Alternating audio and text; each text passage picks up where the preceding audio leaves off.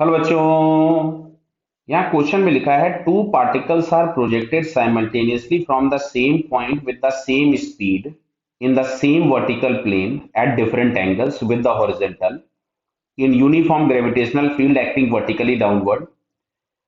A frame of reference is fixed to one particle. The position vector of other particle as observed by this frame is r. Which of the following statement is correct? Clear है? अब देखो ध्यान से, यहाँ पे आराम से देखते हैं हम लोग। यहां पे दिया गया आपके पास कि कुछ ऐसा कोऑर्डिनेट सिस्टम है। एक पार्टिकल को हम लोगों ने प्रोजेक्ट किया इस डायरेक्शन में u से, क्योंकि स्पीड आपको सेम दी है, ये वाले एंगल को हम कुछ थीटा 1 लिख लेते हैं। और एक वाले को प्रोजेक्ट किया सेम स्पीड u से, बट अब की बार हम इस एंगल को थीटा 2 लिख लेते हैं। क्लियर बेटा? क्योंकि ये एंगल आपके पास डिफरेंट बोले गए थे। तो इसको हम लोग पार्टिकल 1 मान लेते हैं, इस वाले को, और दूसरे वाले को पार्टिकल 2 मान लेते हैं। तो अब अच्छा देखो, कहीं भी जो हम पोजीशन वेक्टर r लिखते थे वो लिखते थे समथिंग एक्स आई कैप प्लस वाई जे कैप प्लस जेड के कैप। तो यहाँ पे भाई जो जेड वाला कोई कंपोनेंट है नहीं, तो अल्टीमेटली एक्स आई कैप प्लस वाई जे कैप। अब सुनो इधर, हॉरिजॉन्टल डायरेक्शन की वेलोसिटी हमेशा कांस्टेंट रहती है, तो हॉरिजॉन्टल में एक्सेलरेशन 0 होगा। तो सिंपल x बराबर आपके पास मिल जाएगा u cos theta into T. Clear है? अब जब थीटा 1 लिखेंगे तो उसको x1 लिख देंगे और थीटा 2 को x2 लिख देंगे। क्लियर है? अब सुनिए बात, y डायरेक्शन में मोशन होता है अंडर ग्रेविटी, तो s बराबर आपको मिलेगा u sine theta into T minus of half G T square, मतलब s बराबर U T plus half A T square. Clear है बेटा? तो अब मैं यहां से लिखूंगा r1 वेक्टर, तो उसमें मैं थीटा 1 लिख दूंगा, और r2 वेक्टर में मैं थीटा 2 लिख दूंगा। तो यहां से अगर मैं r1 वेक्टर लिखता हूं तो r1 वेक्टर आपको मिलेगा u cos theta 1 into T I cap plus y की जगह हम लोग लिखेंगे u sine theta 1 T minus 1/2 G T square J cap. ये हमारे पास हो गया r1 वेक्टर।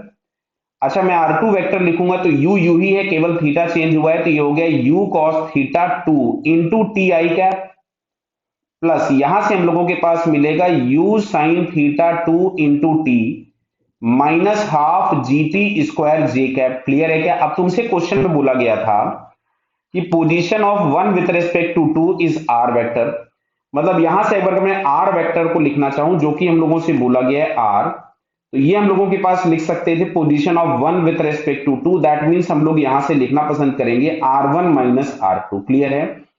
तो देखिए, मैं पूरा लिखूंगा नहीं, इसमें समझना बात को, आई में से आई वाले माइनस होंगे, इसमें से माइनस हो जाएगा ये।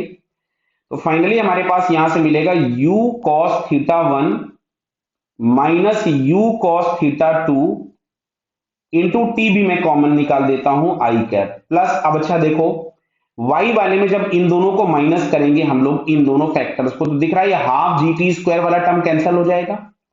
तो हाफ जी टी स्क्वायर वाला टर्म अगर कैंसिल हो गया तो आपको यहां से मिलने वाला है डायरेक्टली u साइन थीटा 2 बराबर है u sine theta 2 minus u sine theta 1 into T J cap. क्या बात समझ में आ रही है? बराबर है ना बेटा सभी को? थीटा 1 माइनस थीटा 2 है, तो इसको थीटा 1 माइनस थीटा 2 कर लीजिए। ये हम लोगों के पास यहां से आ गया थीटा 1 और ये आ गया साइन थीटा 2। क्लियर बताइए? अब अच्छा ध्यान से सुनो, तो यहां से क्या हम लोगों को दिख रहा है कि जो भी इसका रेशियो आप निकालोगे, भाई डायरेक्शन के लिए हम लोग क्या करते थे, y अपॉन एक्स करोगे, tan theta is equal to, ये फैक्टर आपको कांस्टेंट मिल रहा है, मतलब डायरेक्शन में कोई चेंज नहीं हो रहा है, बट यहाँ पे टाइम का फैक्टर इन्वॉल्व है, तो मैग्नीट्यूड हम लोगों के पास चेंज होगा। तो अब जरा ऑप्शन हम लोग पढ़ते हैं कि direction remains constant but magnitude change, vector R is constant नहीं, अगर मैग्नीट्यूड चेंज हुआ तो भी वेक्टर आर चेंज हो गया। दिख रहा है ना बेटा? पहले वाले में लिखा आर इज कांस्टेंट, दूसरे में लिखा है R change in magnitude as well as in direction, गलत हो गया।